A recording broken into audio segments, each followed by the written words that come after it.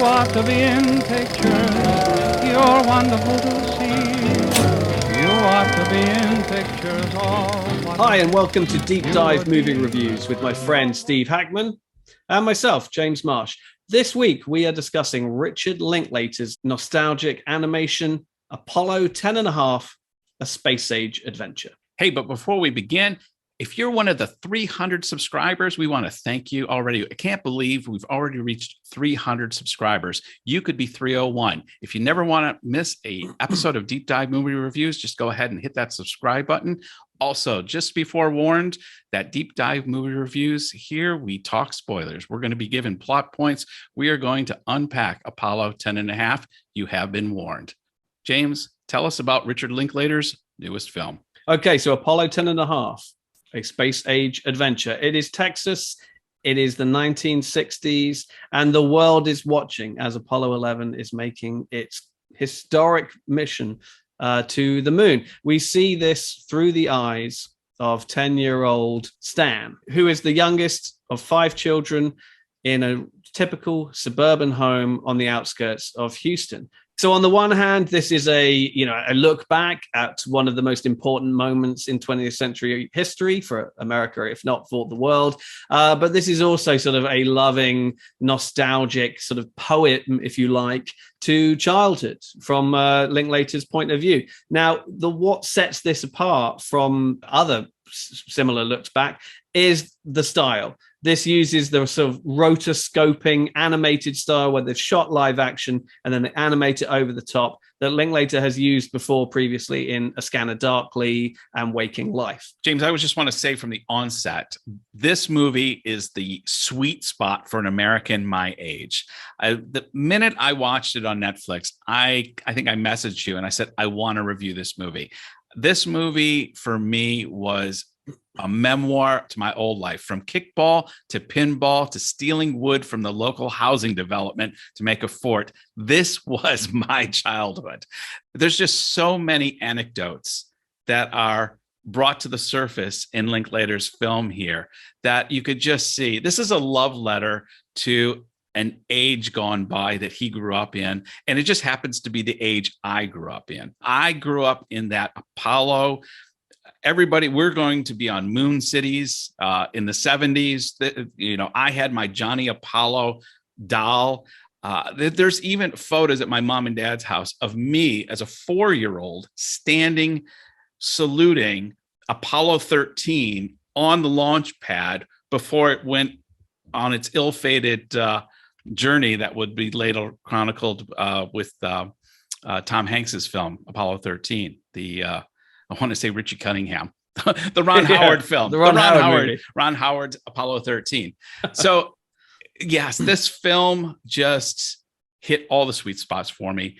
And I found myself getting a little emotional to my lost childhood. And I think this is where Richard Linklater's coming from. He's like, I want to do a film. I was a child of the 70s. I was a child of the Apollo program. I'm going to spend 90 minutes. And that's another thing I love about this movie. It was like only an hour and a half. And it's like these days, dear God, thank you for a film that's only an hour and a half long.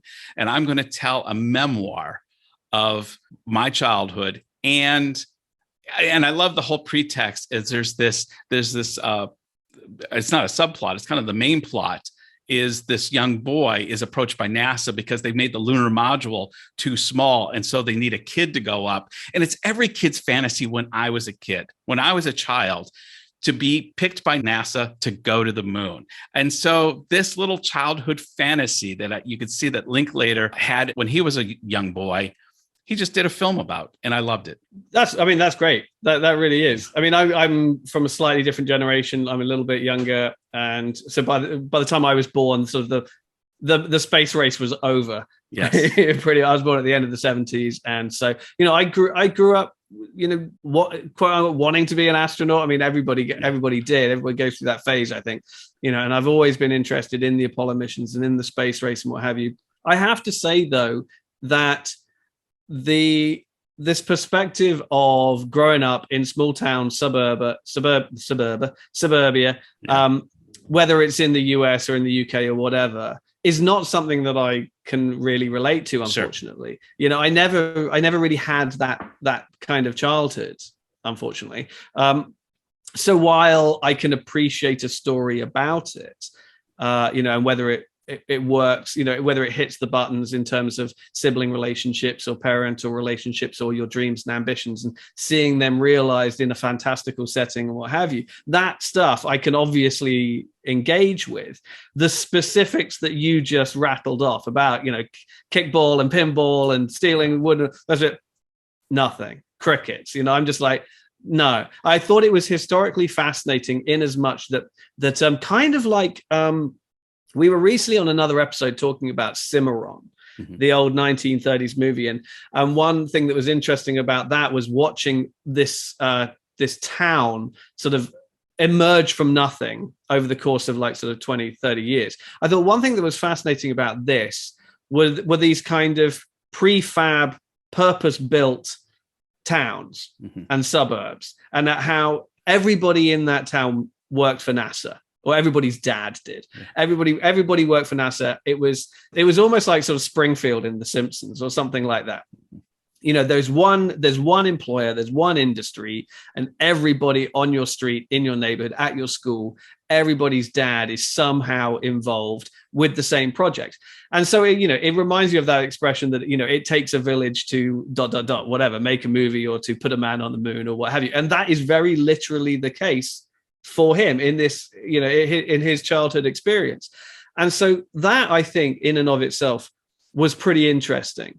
And so therefore it was kind of a little bit frustrating that I had to experience that story from his limited point of view.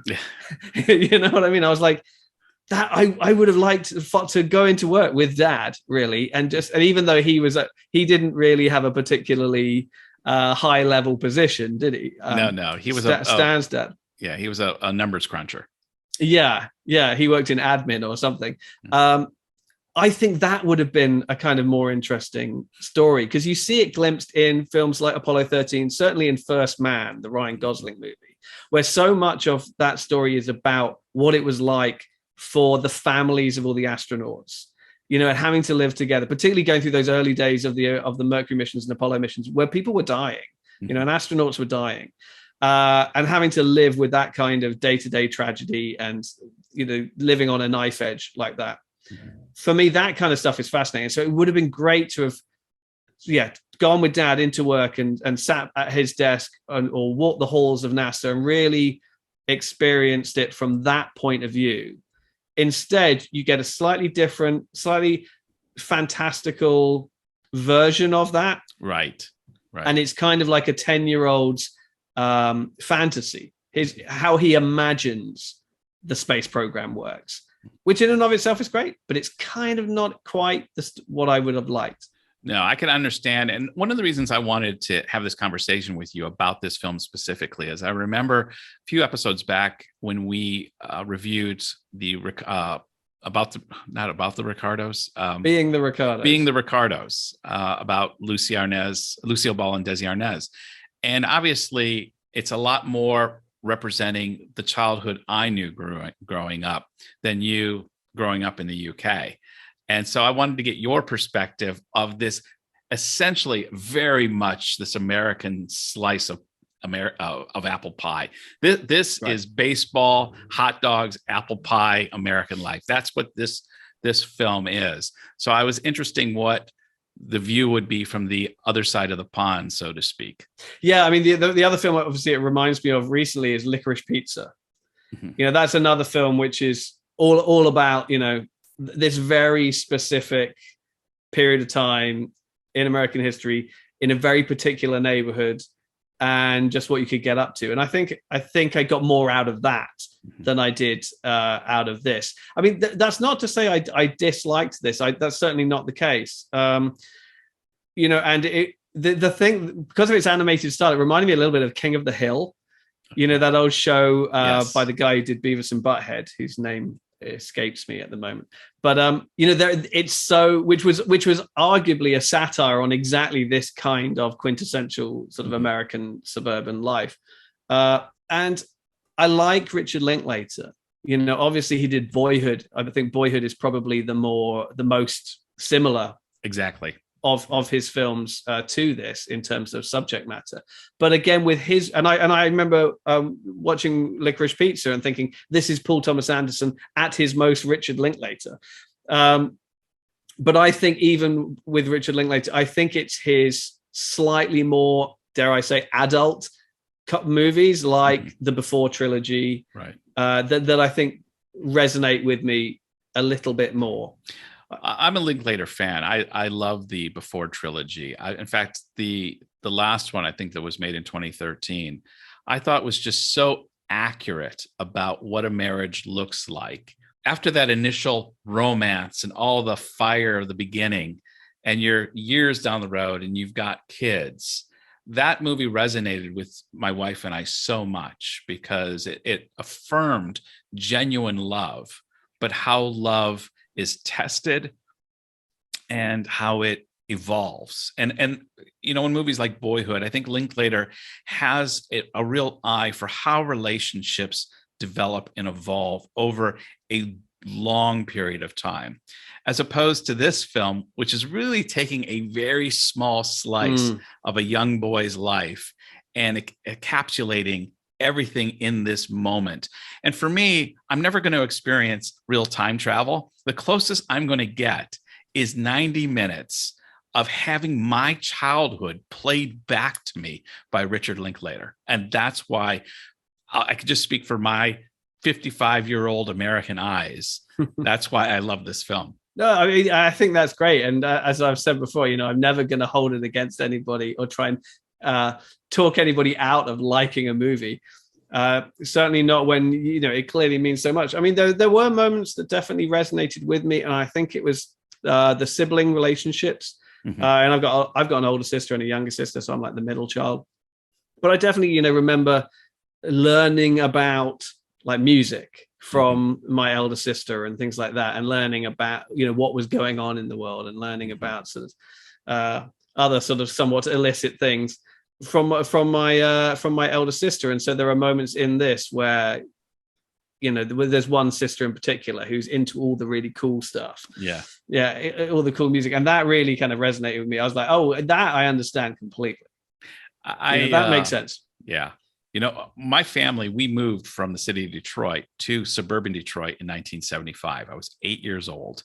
We moved into a brand new subdivision where the houses were being built, where we would go at night and steal the wood scraps, the plywood, and make our forts just like it was described there. Our community didn't work in NASA, but it was the motor industry. Everybody on my street, dad was an engineer at General Motors or Ford or Chrysler. My dad was the odd man out. My dad didn't work in the motor industry. And so it was, but I know what it's when I'm watching that community where everybody by and large is working in one field, in one industry, and the relationships being played out, just finding out that Lucy in the Sky with Diamonds was LSD, it's right. I remember that moment when the light bulb came on and, oh, why didn't I see it? So yeah, it is this, and the relationships, like having the mother who's the conspiracy theorist, JFK, he's a vegetable. He didn't die, and then the other grandparents are products of the Depression, and they're, he's hammering out and straightening the nail because you'd never want to throw a nail away. And we live in an age where we never repair anything. Once it's shot, we throw it away and we buy a new one. And I remember that age where like my dad could repair anything. Me, I'd be hopeless with that. It's a generation gone by. And again, I'm kind of probably overstating the point, but for me, it was just a tremendous time machine moment to revisit my childhood. It's like I was watching a photo scrapbook of me as a young boy. Oh yeah, my grandparents were definitely a couple from World War II, and so they went through all of that. So my dad, I think, inherited that mentality of you don't throw anything away. You got to keep everything. When the toaster breaks or the kettle breaks, we gotta save it and fix it rather than just go out and buy a new one like you would today. I mean, like you say, everything is disposable. It's all fast fashion, and it's all got a 3 to 5 year expiry date on it, and then you just upgrade. But my dad was never any good at fixing anything. You know, Right. he's an academic, he's a teacher and other things. And he so we ended up just with cupboards, walk-in cupboards full of like broken toasters and broken kettles and things like that. Oh yeah, we're going to fix that one day. It's like never happened, of course. So we just ended up hoarding broken appliances and what have you. So that stuff I get. That stuff is all kind of amusing to me. But then as we've said, you know, I think what works is I can appreciate that this is a very specific time capsule, and so there are elements of that which are great. You know, so the soundtrack is really great. You know, the needle drops. You know, the choice of pop song and record and what have you, and the slices of pop culture when they go and watch.